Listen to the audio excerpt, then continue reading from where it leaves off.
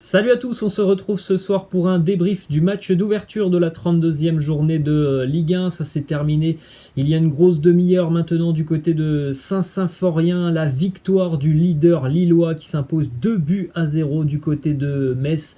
On peut le dire, c'est une énorme opération réalisée par les hommes de Christophe Galtier qui prennent provisoirement 6 points d'avance sur le Paris Saint-Germain. Lille qui met évidemment la pression sur ses concurrents qui joueront donc ce week-end. Le PSG jouera demain, Monaco jouera dimanche face à Dijon. Donc à l'heure actuelle, les Lillois ont 6 points d'avance et évidemment ils font pour le moment le très gros coup du week-end. Lille qui s'impose sans briller ce soir du côté de Metz, mais voilà, ça sera compliqué jusqu'à la fin de saison pour les Lillois. Et je pense que sincèrement du côté des supporters lillois, le fait que voilà, le LOSC n'a pas forcément bien joué ce soir, ça compte pas beaucoup pour les supporters lillois parce qu'il y a 3 points au bout et que voilà, sur ces dernières journées de Ligue 1, eh bien évidemment les supporters lillois, que leur équipe joue bien ou non, je pense pas que ça va les déranger si à la fin il y a des victoires et à la fin il y aura peut-être le titre de champion de France pour Lille. On en avait parlé un petit peu plus tôt dans la journée que ça pouvait être un déplacement compliqué pour le LOSC du côté de Metz parce que c'est typiquement le genre d'équipe que Lille n'aime pas affronter. On le voit depuis quelques semaines voire quelques mois maintenant, les Dogs ont beaucoup de difficultés à proposer du jeu face à des équipes qui tactiquement sont bien organisées et qui proposent un bloc bas. C'était le cas ce soir du FC Metz et on a encore vu des Lillois qui, voilà, au niveau de l'animation offensive, était très très moyen, très très pauvre ce soir, ce que nous a proposé le LOSC. Mais au final, Lille, c'est quand même une équipe très très solide et qui s'est montrée aussi, comme le Paris Saint-Germain l'a été en milieu de semaine face au Bayern. Eh bien, Lille s'est montré très efficace ce soir, alors que Metz a eu quand même beaucoup de bonnes situations, notamment sur la première période. La deuxième mi-temps était quand même plutôt bien gérée de la part des Lillois. Il faut rappeler aussi que Metz a joué en milieu de semaine en Coupe de France, donc on a vu des Messins un petit peu baisser de rythme en seconde mi-temps, mais pourtant en première mi-temps, le FC Metz a eu quelques très grosses situations. Malheureusement pour les Grenats, Mike Maignan était dans un très grand soir. On va évidemment noter le 11 des Dogs qui se déplaçait donc dans un 4-4-2 du côté de Saint-Symphorien. On retrouvait dans les buts Mike Maignan au niveau de la charnière centrale, Sven Botman et José Fonte côté gauche, Renildo côté droit,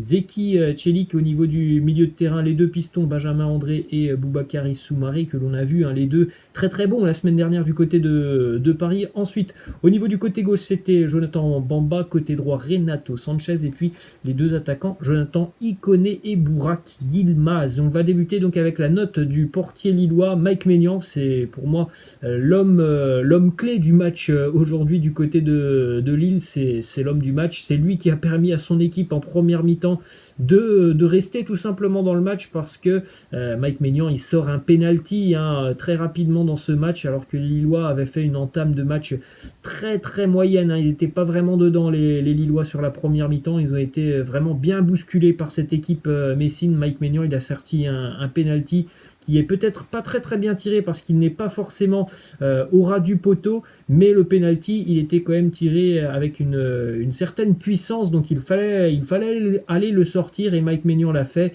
Et en plus de ce penalty, il y a eu aussi 2 ou 3 autres arrêts de Mike Maignan assez impressionnants, donc il a évidemment permis à son équipe de rester dans le match. Et puis au final donc le fait de rester dans le match, ça va même permettre à Lille de prendre 3 points, donc la note de 8 pour Mike Maignan. Pour moi c'est l'homme du match côté lillois ce soir. Ensuite au niveau de la charnière centrale lilloise, je mets la note de 7 à Sven Botman, ça sera 6,5 pour José Fonte. José Fonte qui est coupable sur le but, en tout cas non pas sur le but mais sur le penalty concédé par le LOSC en première mi-temps. Il a un geste qui est vraiment pas naturel où il va complètement lever les mains et voilà, le ballon va venir toucher ses mains. C'est pas un geste que doit avoir un défenseur central. Et en plus de ça, j'ai trouvé quand même Sven Botman beaucoup plus serein que José Fonte. José Fonte par moment il a été en difficulté notamment face à Aaron Leia Iseka. Ensuite, côté gauche, Renildo, la note de 6,5 pour Renildo, grosse activité notamment en première période, hein. C'est quelqu'un qui se projette beaucoup devant, c'est quelqu'un de très rapide, donc on l'a vu surtout en première période, un petit peu plus effacé en seconde mi-temps. Ça a été l'inverse pour Dzeki Celik, qu'on n'a pas forcément beaucoup vu en première mi-temps, mais beaucoup plus présent en seconde mi-temps. Il a d'ailleurs marqué le second but lillois après un corner rapidement joué du côté des Dogs. Il marquera le second but, et puis c'est un joueur qui physiquement est quand même assez impressionnant dans les duels, Dzeki Celik, donc un bon match pour lui, la note de 7. Ensuite, au niveau des deux pistons lillois, ils étaient peut-être quand même un petit peu plus en difficulté que la semaine dernière face à Paris, hein, que Benjamin André et Boubakary Soumaré. En tout cas, il y a quand même encore une fois beaucoup d'activité, hein, pour ces deux joueurs. Benjamin André, c'est quelqu'un qui ne compte pas ses efforts. On l'a vu encore grappiller quelques ballons. Après, la petite reproche qu'on peut faire aux Lillois dans le secteur offensif ce soir, c'est que vraiment, quasiment chez tout le monde, hein, d'ailleurs du côté de Lille, dans le secteur offensif, il y a eu énormément de déchets, des passes qui n'arrivaient pas dans les pieds, des contrôles qui étaient ratés. Ça a été vraiment le cas pour quasiment tous les joueurs lillois, mais voilà, défensivement quand même, Benjamin André a été très solide, la note de 7. Boubakary Soumaré, un petit peu plus discret que Benjamin André, donc un ton en dessous, pour moi ça sera 6,5. Ensuite, côté gauche, on retrouvait donc Jonathan Bamba, très effacé. Jonathan Bamba, et lui aussi a beaucoup raté, hein, au niveau technique. Ça sera la note de 5 pour Jonathan Bamba. Il doit mieux faire, évidemment, Jonathan Bamba, lui qui avait vécu quand même une première partie de saison très intéressante. J'ai l'impression, hein, que depuis quelques semaines, il est quand même dans le dur, Jonathan Bamba, pardon. C'est la même chose pour Renato Sanchez de l'autre côté, même s'il s'est montré décisif, hein, sur le premier but lillois, c'est lui qui vient donner le bon ballon à Burak Yilmaz. Il y a eu aussi énormément de déchets chez Renato Sanchez, mais il aura quand même la note de 6 pour moi, parce que c'est quand même l'un des seuls joueurs lillois ce soir qui a tenté vraiment d'accélérer, de se projeter rapidement vers l'avant, mais voilà, au-delà de ça, il y a eu quand même beaucoup de déchets chez Renato Sanchez, beaucoup de pertes de ballons, beaucoup de ballons qui n'arrivent pas dans les pieds de ses coéquipiers. C'est aussi un Renato que l'on voit sur le côté. Je suis pas sûr que ça soit le poste qui lui plaise le plus, hein, d'être excentré un petit peu sur le côté droit. C'est d'ailleurs pour ça aussi qu'on a beaucoup vu pendant ce match repiqué plein axe. Ensuite, au niveau donc des deux attaquants lillois, Jonathan Ikoné, pour moi c'est quasiment le même match que Jonathan Bamba, donc les deux auront la note de 5. Voilà, il a été que très peu percutant, et comme Jonathan Bamba, on l'a dit, beaucoup de déchets techniques côté Ikoné. Le buteur lillois Burak Yilmaz, pour moi c'est la note de 7, voire même 7,5.